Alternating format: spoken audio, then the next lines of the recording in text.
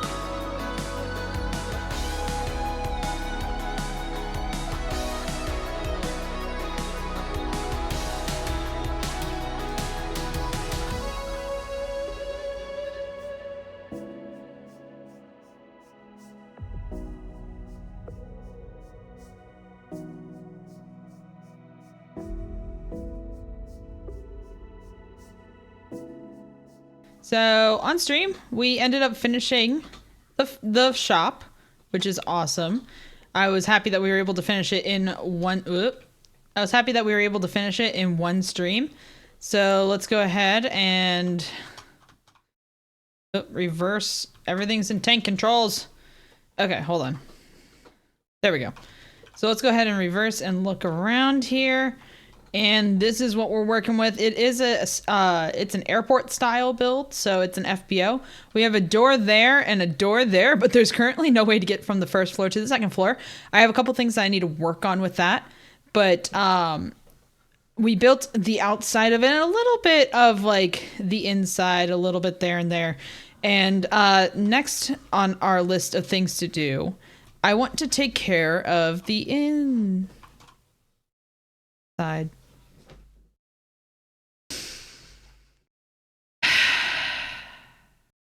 That's better. Okay, so now that we have it all squared away and actually completed, I guess I didn't do the back, oops.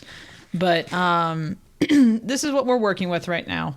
The lighting is temporary, obviously. We have some in the walls that will not be temporary, but all the lighting that we see here is going to be temporary. I plan on building like, I don't know, maybe some lanterns, putting those up on the ceiling somehow, and working lighting into the actual like decor. This area here, since it is an airport, is going to be it's going to be decorated to be such. So we're going to do that. And here's our bookstore. So we have plenty of room for all of the books. I did leave some room in the back actually for restock. I have an idea with some bookcases and hoppers and all that stuff. And we'll have like a little checkout counter here. And we're going to have special books as well. So not just like the typical 40 that you can get from all the villagers, but we're also going to have Soul Speed, Windburst, and what's the other? Swift Sneak. We're going to have Swift Sneak. Those are the three. And we're going to have all three levels of the Soul Speed and the Swift Sneak. I don't know about Wind Charge or Wind Breach. No, it's Wind Charge. But they're going to be priced accordingly. So if you want to get cheaper books, you can get some of the one. Yeah.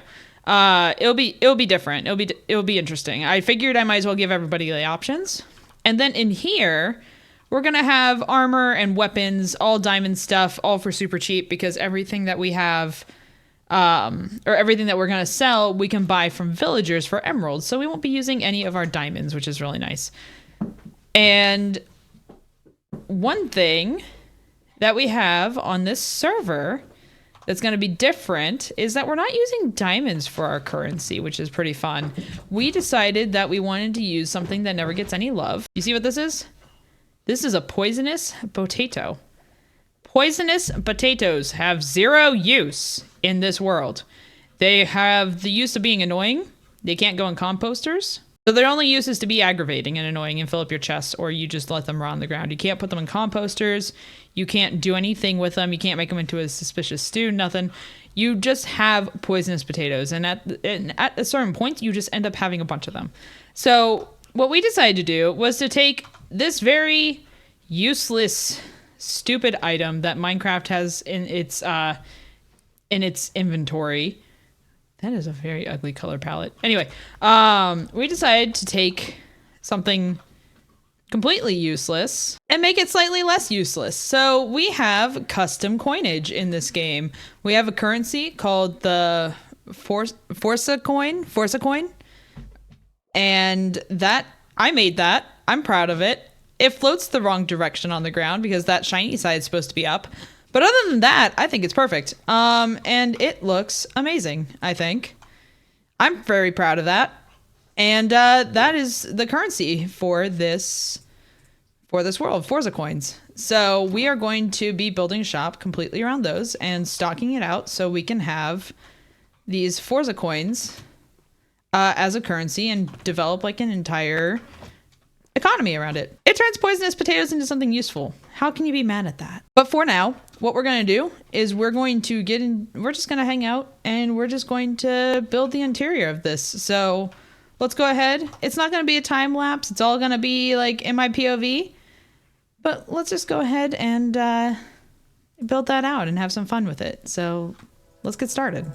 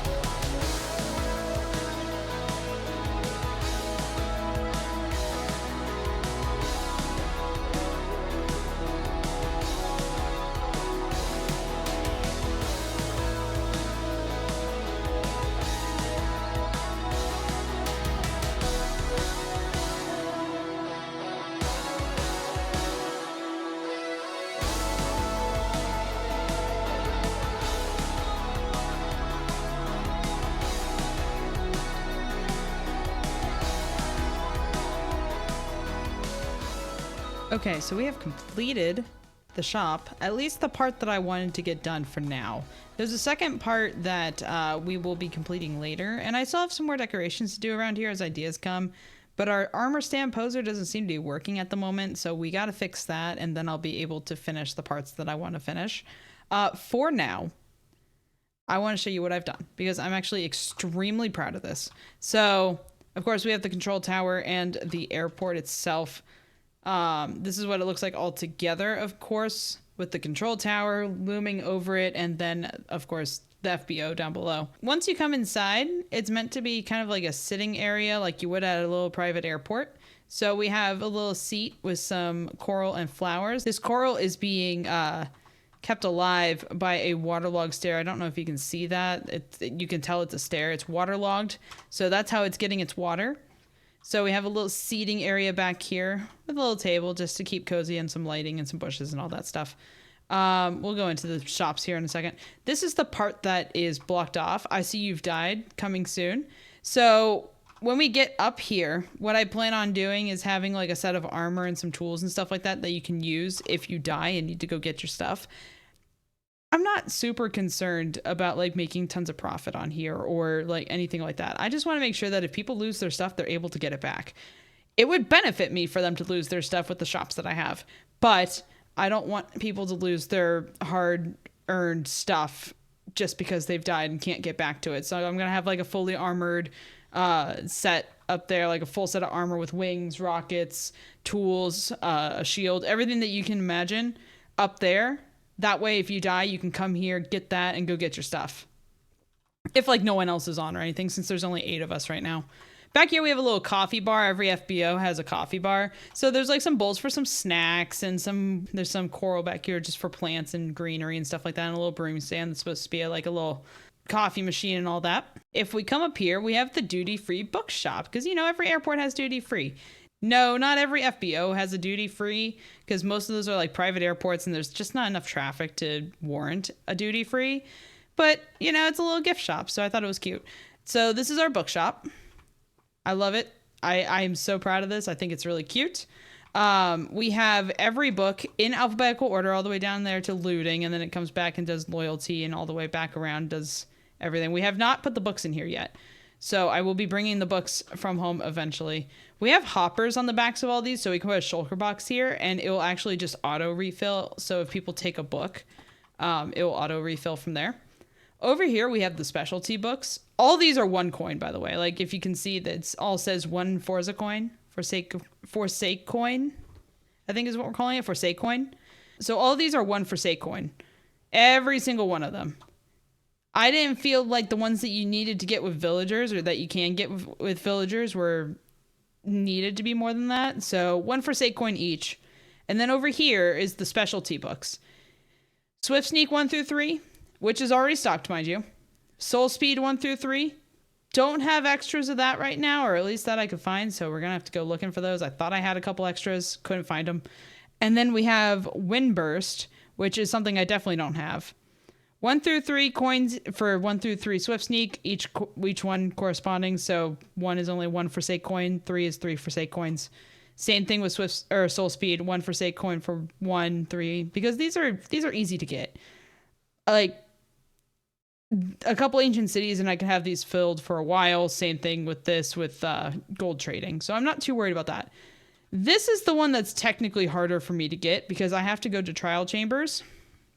So I wanted to make them worth it, and they're not always going to be in stock, and I have to recognize that, which is fine. It's just going to be what happens. So Windburst 1 is 3 coins. Windburst 1 is 3 Forsake coin. Windburst 2 is 4 Forsake coin, and 3 is 5 Forsake coin.